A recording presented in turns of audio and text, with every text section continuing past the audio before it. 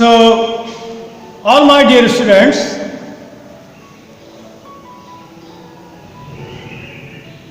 computer class 9 and lecture number 5.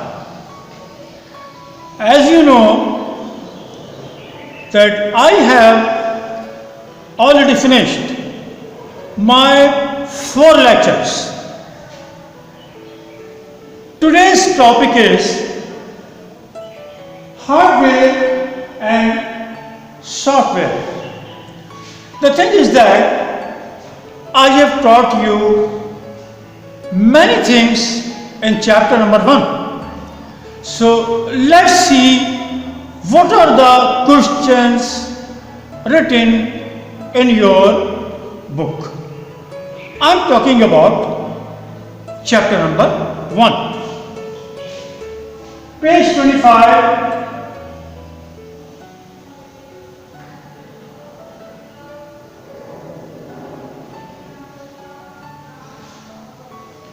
Because the topic is hardware and software. See, I am reading the question we have already done. Number 1, define the term computer. We have finished. With detail, we have finished that. Number 2, define the term hardware and software. Compare and contrast and examples of hardware and software. This is the topic.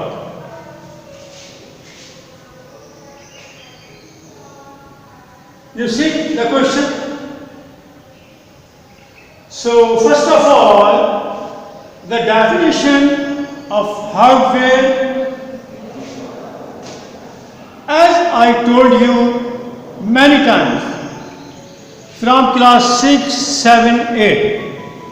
Of course, you know already the definition of hardware. Hardware are those computer parts which you can see, which you can touch. So all the physical and tangible components of a computer system are called hardware. I wrote the definition over here. Read it.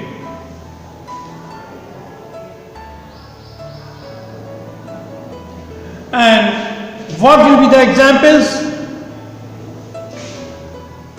Examples, of course, keyboard, mouse, card reader. Card reader, you are not using card reader in PCs, but they are used in mini and mainframe computers for the purpose of JCL. JCL means Job Control Language. When we run a computer program, we must need JCL to run that program.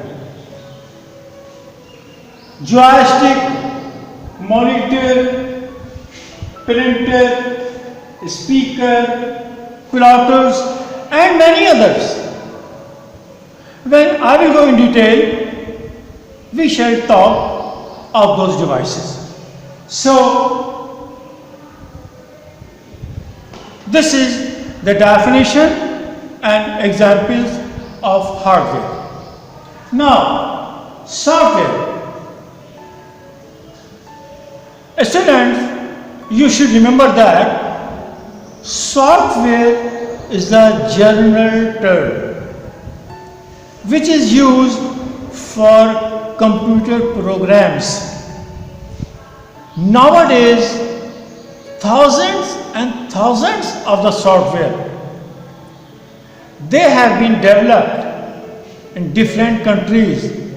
Not thousand and thousand, let me say millions and millions of the software. How many software nowadays? I cannot tell you. I have no idea about that. The reason is that in every moment we have a development in the technology of computer, and every day new software are developed. So how can I say how many software we have in the world? We don't know. Nobody knows about that. But you can think many. That means millions and millions of the software have been developed when I'm talking with you. See, I wrote the definition. Read the word. Software means computer programs that instructs the computer what to do and how to do.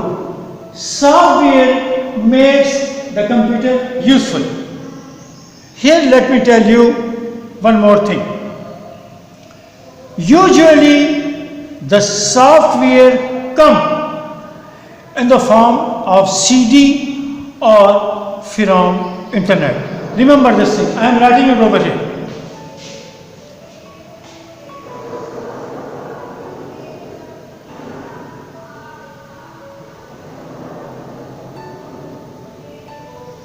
By CD or internet.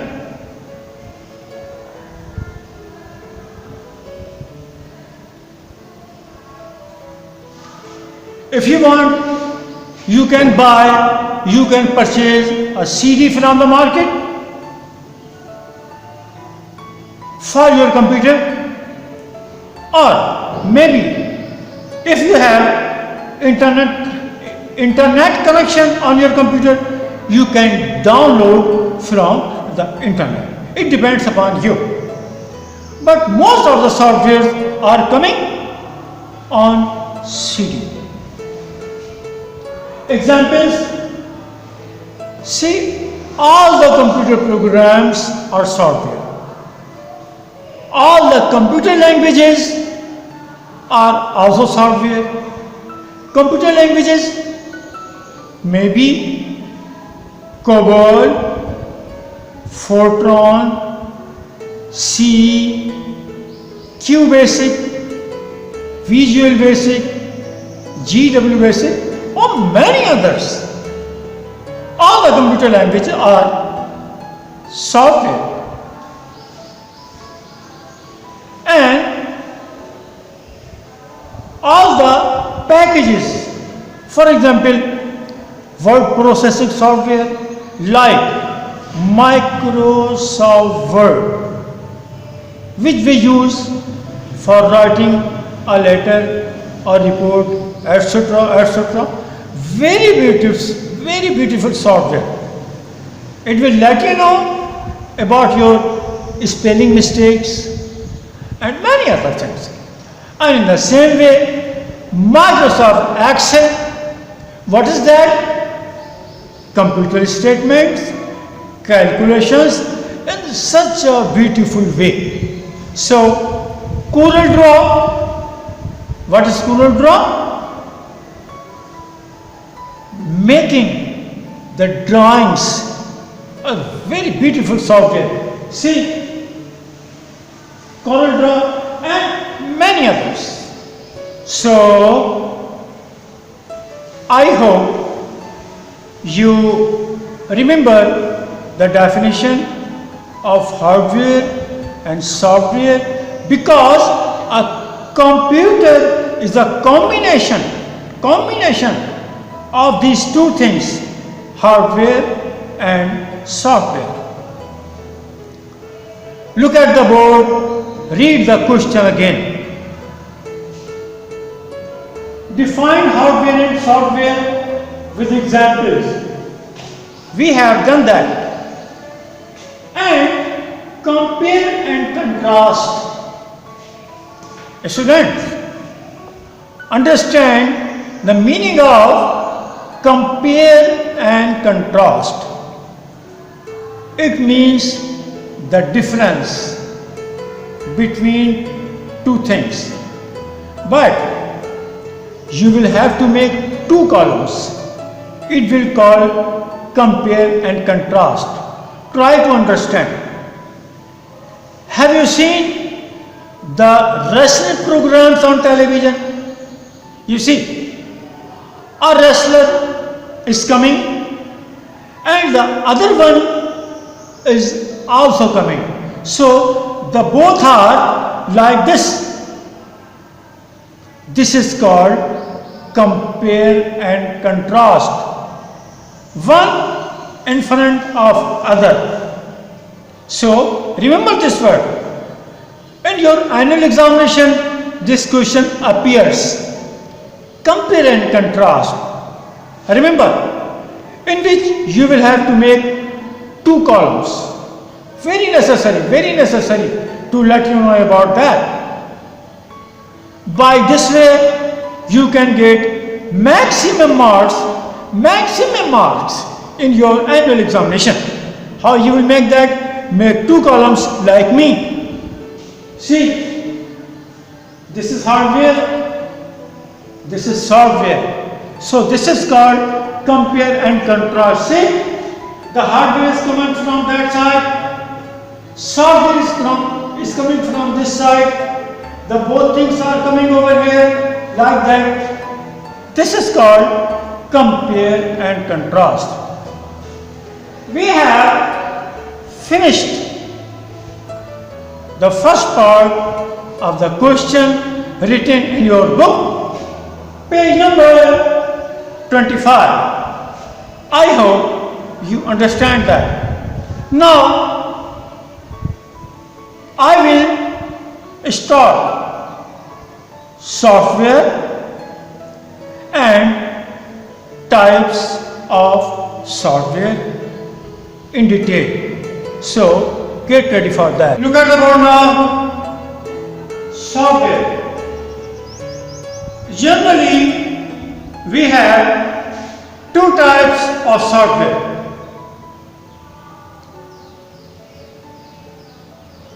System software, application software, and system softwares are those software which deal with the hardware of the computer. Due to system software, the computer hardware will be active and they will be working. If no system software, your computer hardware will never work. Number two, application software. Application software are those software which help user. Students, I use a word, user. Do you understand? What does it mean by user? User means everybody who can use the computer. Very simple. They are called users. Me, you, and all the other persons who wish to work on computer and they are working on computer. It doesn't matter. They know or they don't know computer, but they try to work on that. They are called user. Okay. Now, system software. System software has its 5 types. Look at the board. Operating system, database management, language translators, editors, and utility software. 5 types. And over there, application software, general purpose software, and special purpose software. As far as this moment is concerned, I will let you know about the operating system. What is an operating system? Operating system is the most important system software.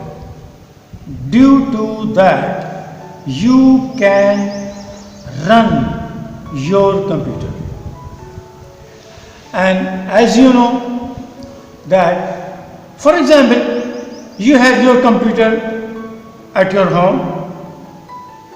You want to work on that. First of all, you plug in power supply.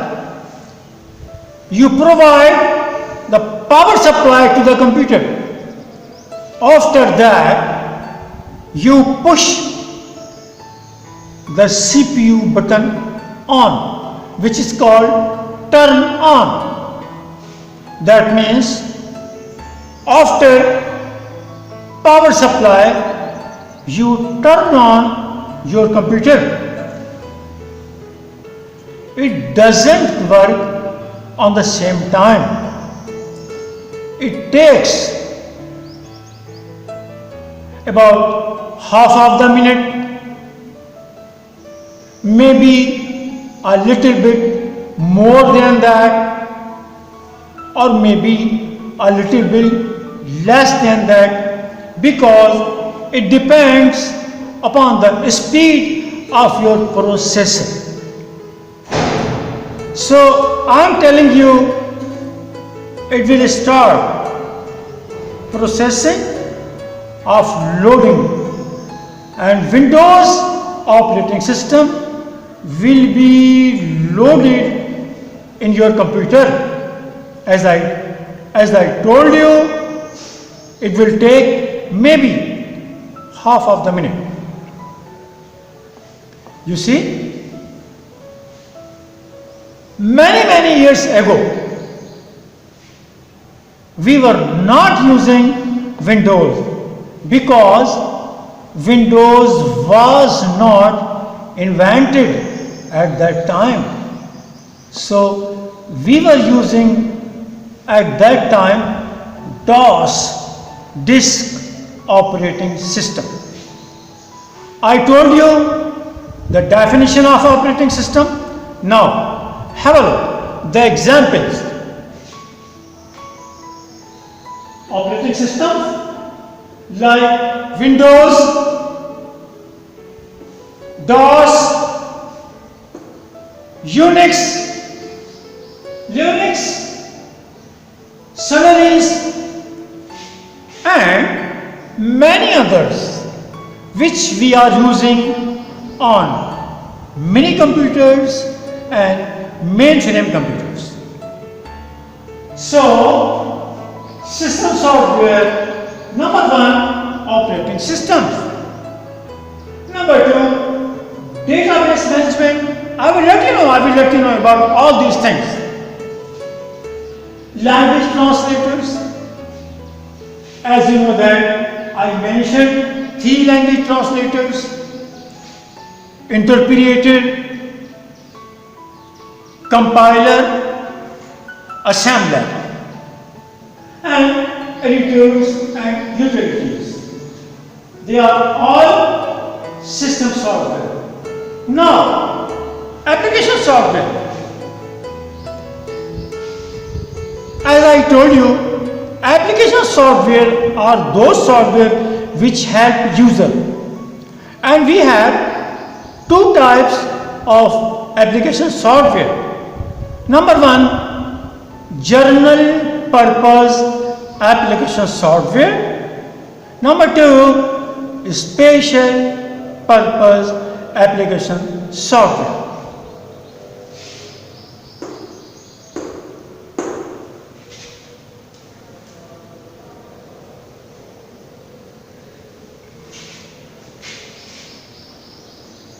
See, what are general purpose application software? They are those software which can do most of the things But as far as special purpose software are concerned, they do only one job. So this is only the introduction and types of software.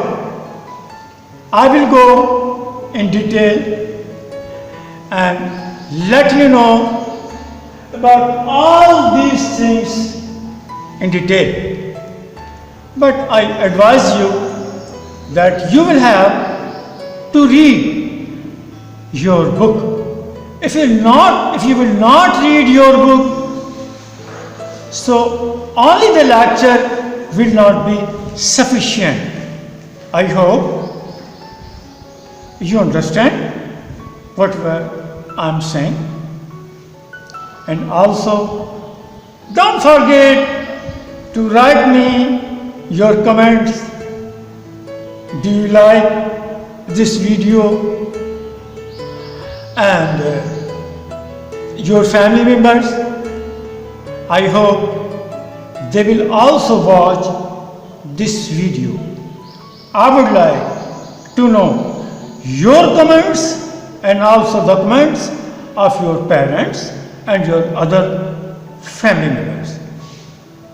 We shall continue, inshallah, in the next lecture.